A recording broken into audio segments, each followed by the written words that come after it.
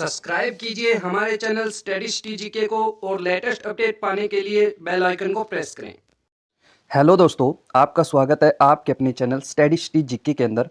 दोस्तों, आज हम करेंगे हरियाणा में आर्द्रभूमि और रामसर साइट्स। ठीक है, इनसे अक्सर क्वेश्चन बहुत ज़्यादा बनने लग रहे हैं दोस्तों, तो इसको आज हम बिल्कुल ही अच्छे तरीके से सिस्टमेटिक तरीके से कवर करेंगे।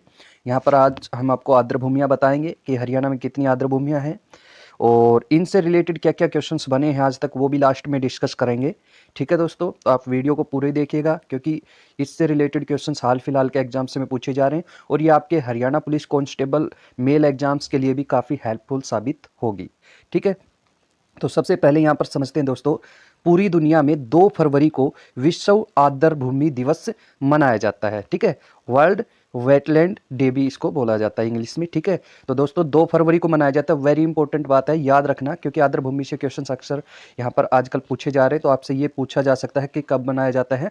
तो 2 फरवरी को ये विश्व आर्द्रभूमि दिवस मनाया जाता है। ठीक है दोस्तों, गौरतलब है कि आर्द्रभूमि दिवस का आयोजन लोगों और हमारे ग्रह पृथ्वी के लिए, दोस्तों पृथ्वी ग्रह की बात हो रही है यहाँ पर, आर्द्रभूमि की महत्वपूर्ण भूमिका के बारे में वैश्विक जागरूकता बढ़ाने के लिए ये किया जा रहा है।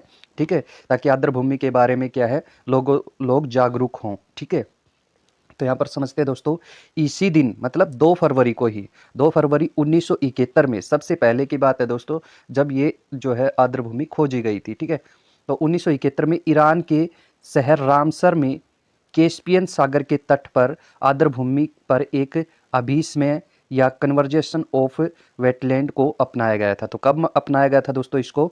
1971 में अपनाया गया था। ये भी वेरी इंपॉर्टेंट बात है, 2 फरवरी को, इसीलिए ये 2 फरवरी को मनाया जाता है। लेकिन उस समय 1971 से ये नहीं मनाया गया विश्व आर्द्रभूमि दिवस।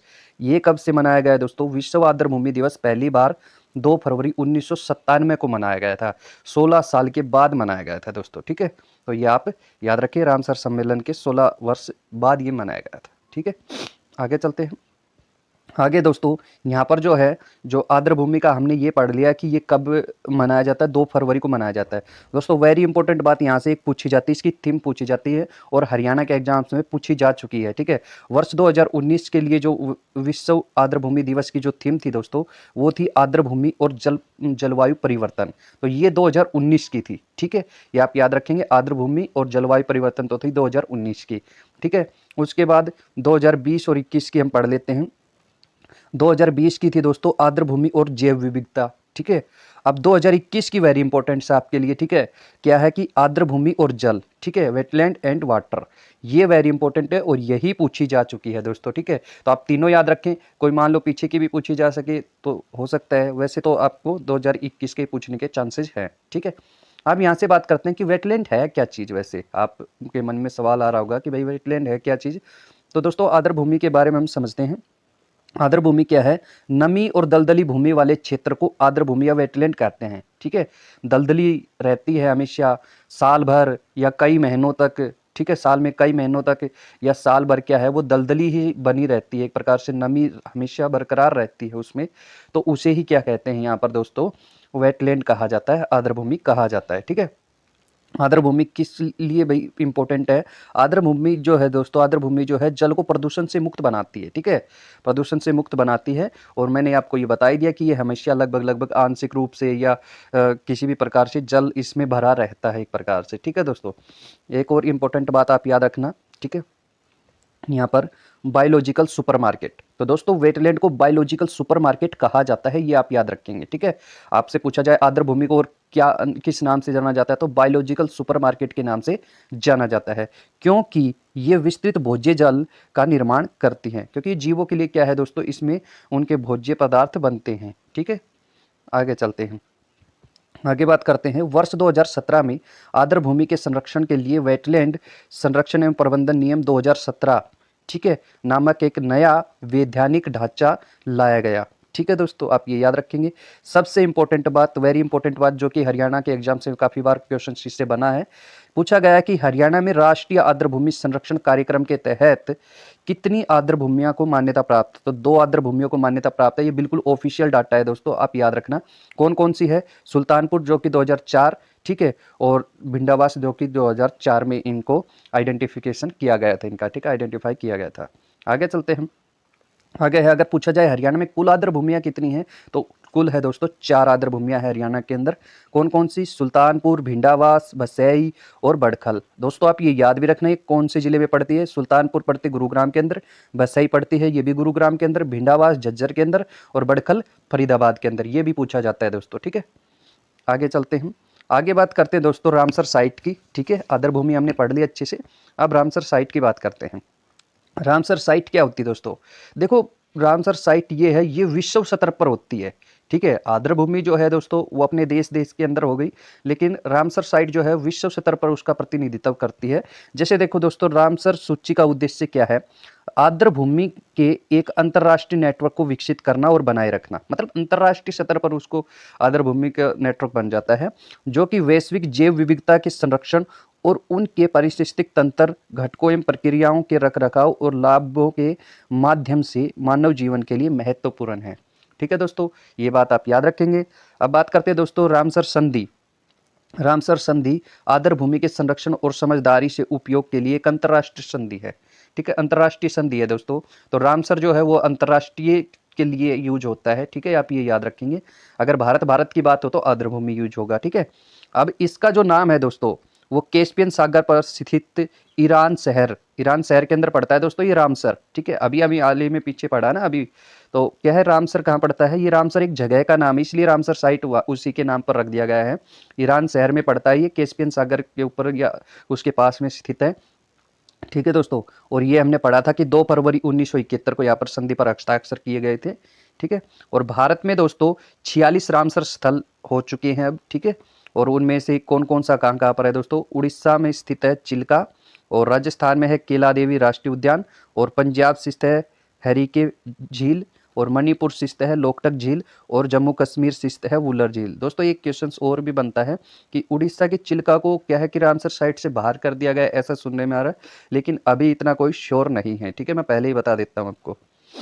आगे चलते हैं, अगला है यहाँ पर भारत में 2021 में 4 नई रामसर साइट बनाए गए हैं।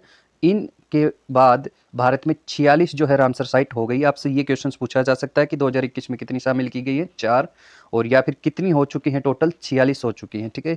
यहाँ से भी यही चीज़ है, भारत में रामसर क्षेत्रों की संख्या 42 थी पहले, और इस वर्ष 2021 में 4 नए रामसर क्षेत्र जो है इसमें शामिल किए गए हैं, और अब इनकी संख्या कितनी हो गई है? 46 हो गई है। 4 नए कौन कौन से शामिल किए गए दोस्तों? 43 नंबर पर, नंबर भी आप नंबरिंग भी याद रख सकते हैं, ठीक है। 43 नंबर पर भिंडावास वन्यजीव अभयारण्य जो कि हरियाणा, ठीक है। और सुल्तानपुर जो कि राष्ट्रीय उद्यान है वो भी हरियाणा में पड़ता है। अगला है 45 नंबर पर थोल झील वन्यजीव अभयारण्य जो कि गुजरात में पड़ता है। और बांदवाना आर्द्र भूमि जो ये भी क्या है? गुजरात में पड़ता है। दोस्तों एक क्वेश्चन और बन जाता है आपका यहाँ पर, अभी आपसे ऐसा पूछा जाए कि अभी हाल ही में जो 4 रामसर साइट क्षेत्र शामिल किए गए हैं, जिनको मिलाकर 46 रामसर साइट हो गई है, इनमें किन दो राज्यों की जो है उनसे रामसर साइट बनाए गए हैं, मतलब किन 2 राज्यों की आर्द्र भूमियों को रामसर साइट में शामिल किया गया है? तो ये आपसे बन सकता है, तो आपको याद रखना है हरियाणा और गुजरात, ठीक है। हरियाणा और गुजरात की जो आर्द्र भूमियां हैं उनको रामसर साइट में शामिल किया गया, ऐसा क्वेश्चन आपसे बन सकता है दोस्तों, ठीक है। यहाँ से थोड़ा सा दोस्तों समझ लेते हैं भिंडावास के बारे में, ठीक है। वैसे तो हमने जब वन्यजीव अभयारण्य की क्लास करी थी उसमें भी हमने काफ़ी चीज़ें समझी थी, लेकिन थोड़ा सा इस टॉपिक से रिलेटेड है तो इसमें भी थोड़ा सा हम समझने की कोशिश करते हैं। भिंडावास वन्यजीव अभयारण्य, हरियाणा का भिंडावास वन्यजीव अभयारण्य मानव निर्मित ताजा जल आर्द्र भूमि है। तो दोस्तों ये याद रखना, भिंडावास जो है वो मानव निर्मित आर्द्र भूमि है और ताजे जल की भूमि है ये, ठीक है। और यह जो है दोस्तों सबसे बड़ी आर्द्र भूमि है, वेरी इंपॉर्टेंट पर्सन है दोस्तों ये हरियाणा के एग्जाम्स के लिए। आपसे पूछा जाए कि सबसे बड़ी आर्द्र भूमि कौन सी हरियाणा के अंदर, तो दोस्तों वो है भिंडावास वन्यजीव अभयारण्य, ठीक है। वर्ष भर पक्षियों के यहाँ पर 250 से अधिक प्रजातियां जो है इस अभयारण्य का उपयोग विश्राम स्थल के रूप में करती है। यह स्थल मिस्र के गिद्ध, स्टेपी ईगल, पलास की फिश ईगल, ठीक है, और ब्लैक ब्लीड टर्न सहित विश्व स्तर पर 10 से अधिक जो विलुप्त प्रजातियों के लिए उपयुक्त है दोस्तों ये, ठीक है। अब बात करते हैं सुल्तानपुर राष्ट्रीय उद्यान की। सुल्तानपुर राष्ट्रीय उद्यान ये भी दोस्तों हरियाणा में स्थित सुल्तानपुर राष्ट्रीय उद्यान उसके मूल पक्षियों, शीतकालीन प्रवासी और स्थानीय प्रवासी जल पक्षियों की 220 से अधिक प्रजातियों के लिए उनके जीवन चक्र के लिए महत्वपूर्ण चरणों में अनुकूल है। ठीक है, इनमें से 10 से अधिक प्रजातियां वैश्विक स्तर पर विलुप्त श्रेणी में आती हैं। ठीक है दोस्तों, तो वो भी यहाँ पर पाई जाती है। तो ये आज का जो वेरी इंपॉर्टेंट टॉपिक है जो कि हमने आज कवर कर लिया। अब दोस्तों समझते हैं कि एचएसएससी के द्वारा पूछे गए क्या क्या प्रश्न हैं। दोस्तों एचएसएससी में पूछा गया है हरियाणा में बशई आर्द्र भूमि खालिस्तान जिले में स्थित है। दोस्तों ये क्वेश्चंस भी 3 से 4 बार पूछा जा चुका है हाल फिलहाल के एग्जामों में। ग्राम सचिव में भी ये पूछा गया था और हाल फिलहाल में ये एग्जाम हुए उनमें भी ये पूछा गया है। तो ये गुरुग्राम जिले के अंदर है। ठीक है, आगे चलते हैं। अगला क्वेश्चन पूछा गया विश्व आर्द्र भूमि दिवस या वर्ल्ड वेटलैंड दिवस 2021 का मुख्य विषय क्या था। तो दोस्तों ये अभी हमने पढ़ा आर्द्र भूमि और जल। ठीक है, अगला क्वेश्चन है दोस्तों, ये क्वेश्चन भी 4 से 5-6 बार रिपीट हो चुका है। क्या है कि हरियाणा में राष्ट्रीय आर्द्र भूमि संरक्षण कार्यक्रम के अंतर्गत कितनी आर्द्र भूमियों को मान्यता प्राप्त है। तो 2 आर्द्र भूमियों को जो है मान्यता प्राप्त है। ठीक है दोस्तों, तो ये क्वेश्चंस पूछे जा चुके हैं हरियाणा के एग्जाम्स में। तो ठीक है दोस्तों, आपको वीडियो कैसी लगी कमेंट बॉक्स में अपनी राय जरूर देना दोस्तों। अच्छी लगी तो लाइक करना नहीं भूलना दोस्तों वीडियो को। ठीक है, मिलते हैं नेक्स्ट वीडियो में, तब तक के लिए थैंक यू दोस्तों।